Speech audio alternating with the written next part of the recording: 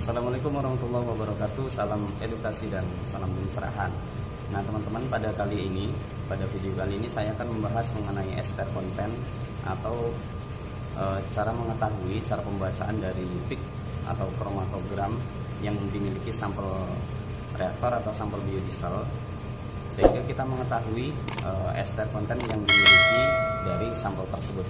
Nah, untuk pembacaan ester konten ini kita akan melihat bagaimana proses dari transesterifikasi yang dimiliki atau yang terjadi di produksi itu berjalan dengan baik atau tidak.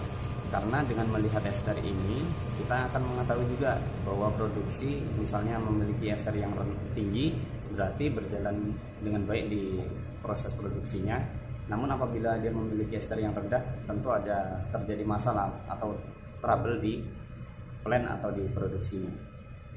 Untuk mengetahui proses transesterifikasi ini berhasil atau tidaknya, kita bisa melihat dari salah satu parameter analisanya, yakni parameter analisa ester konten, sehingga kita bisa mengetahui nantinya bahwa proses produksi atau sampel PME yang dihasilkan ternyata sudah mengalami transesterifikasi yang baik, sehingga menghasilkan sampel PME yang baik juga tentunya. Oke, mari kita simak ya. Nah, sebelum kita membuka programnya, kita akan memilih dulu program yang akan kita gunakan untuk proses analisa dan proses pembacaan dari ester konten itu sendiri. Nah, untuk programnya yakni pada peralatan ini menggunakan GC Perkin-Elmer, yakni program yang digunakan ini dia. Kita klik, lalu akan muncul tampilan seperti ini, Total Chrome Navigator. Jadi di sini nanti ada sequence ini tempat kita akan menjalankan prosedur analisanya. Ini metode yang kita gunakan. Terus report format ini hasil yang nanti akan ditampilkan, dan grafik edit di sini merupakan kumpulan dari analisa-analisa yang telah kita kerjakan untuk parameter analisa ester konten. Nah, di sini ada keterangan com error.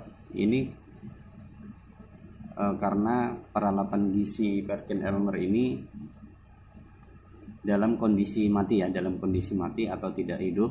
Jadi kalau misalnya peralatan di sini hidup, akan memiliki keterangan yakni ready atau not ready di sininya. Nah, sementara kita akan menganalisa atau ingin mengetahui berapa ester konten yang dimiliki dari baik itu reaktor ataupun dari sampel PME-nya. Maka dari itu kita akan klik grafik edit. Kita klik.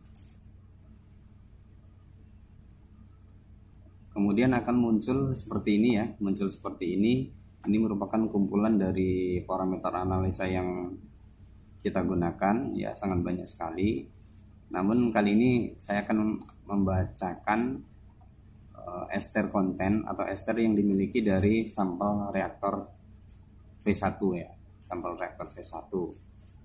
Reaktor V1 merupakan di mana proses awal transesterifikasi ya, pasti nanti akan memiliki ester yang rendah, kemudian dari V1, reaktor V2, A1 dan akan membentuk sampel PME yang nanti memiliki ester minimal itu ya 96,5 atau yang sering dimiliki yakni esternya 98%. Itu menandakan proses transesterifikasi di produksi itu berjalan dengan baik. Oke, kita klik. Kita 21. Di sini ada keterangan bulan-bulannya ya, keterangan bulan-bulannya. Kemudian kita klik saja yang bulan Juli. Terus di sini ada banyak sekali kumpulan dari parameter analisa ester. Untuk mengetahui analisa terbaru ya, kita klik di sini.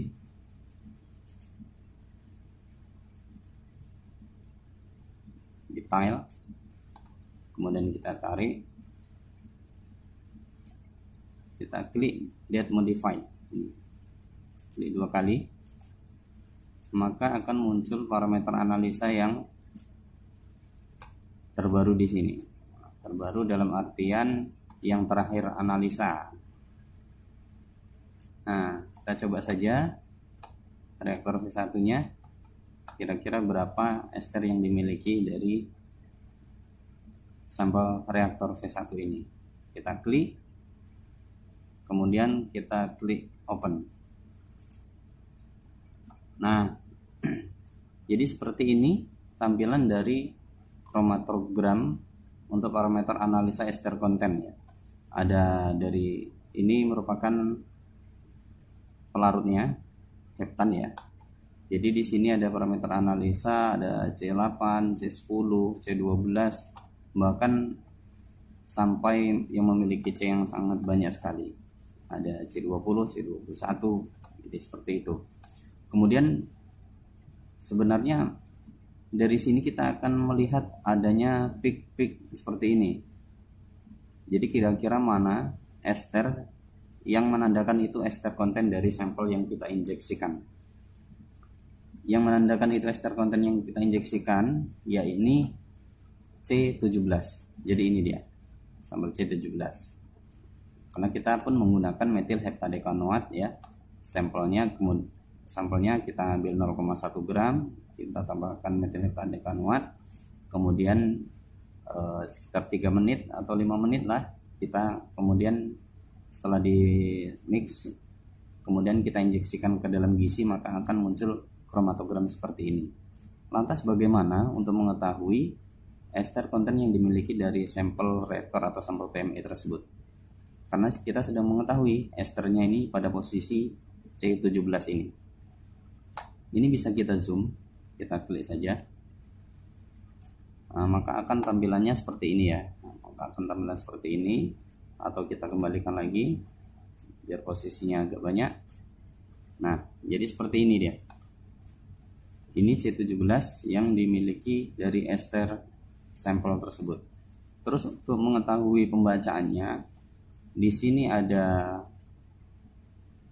file, ada proses, calibration, display, order, view, dan help. Terus untuk pembacaannya kita klik kolom display. Klik display, kemudian kita pilih peak report. Nah, di sini ada keterangan dari ikatan karbonnya, ada C8, C10, C12 ya. Sementara kita akan melihat C17, kira-kira berapa esternya. Untuk melihat C17 bisa kita klik dari kromatogramnya atau dari sininya. Kita klik langsung dari C17-nya, kita klik di sini. Nah, maka kita akan mengetahui ester konten yang dimiliki dari sampel reaktor tersebut. Ternyata di sini sampel reaktornya yakni 86.31, berarti ester kontennya 86.31%. Jadi itu menandakan bahwa reaksi yang terjadi di produksi atau di biodiesel itu sangat berjalan dengan sangat baik. Karena apa? Karena untuk reaktor V1 saja sudah memiliki ester yakni 86.31. Terus kemudian akan menjadi V2 tentu akan memiliki lebih tinggi, menjadi A1 memiliki ester yang lebih tinggi, dan menjadi produk PME tentu memiliki ester yang lebih tinggi juga. Jadi dari sini pun kita bisa mengetahui bahwa proses produksi yang terjadi di produksi atau di plant itu tidak ada masalah atau tidak ada kendala sehingga menghasilkan ester konten yang tinggi. Dan di sini menunjukkan bahwa proses transesterifikasi di plant atau di produksi tersebut berjalan dengan baik sehingga memiliki ester yang baik juga tentunya. Nah, dari sini pun kita juga mengetahui nantinya bahwa sampel PME yang dihasilkan di produksi itu sudah berjalan dengan baik proses transesterifikasinya sehingga layak digunakan dan layak untuk dipasarkan sebagai bahan baku atau bahan pencampur dari solar, yakni sampel biodiesel ya, sampel biodiesel, sehingga nantinya akan menghasilkan B30.